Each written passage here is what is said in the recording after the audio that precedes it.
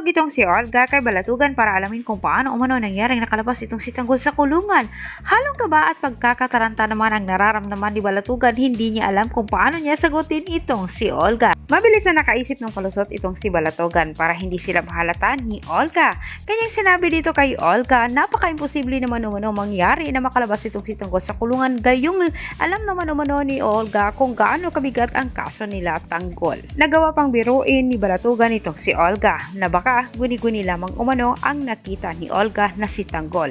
Pero nagalit itong si Olga dahil malinaw po umano sa sikat ng araw ang kanyang nakita. Mismo nakaharap niya itong si Tanggol. At sa kanilang mansyon pa pumunta itong si Tanggol para silipin ang minamahal nitong si Mokang. Kahit hindi na umano pwedeng magmangmangan pa itong si Warden dahil kitang-kita umano sa dalawang mata niya itong si Tanggol.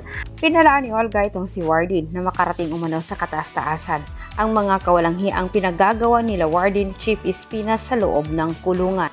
Sinalo ni Chief Espinas ang tawag ni Olga. Siya ang sumagot sa mga pagbabanta ni Olga sa kanya at kanyang direktang sinabi na hindi umano siya natatakot sa pananakot ni Olga sa kanila dahil kilala na umano niya itong si Olga Montenegro. At dagdag hirit ni Espinas na ikwento na umano ni Tanggol sa kanya ang kasalanan niya dito kay Olga.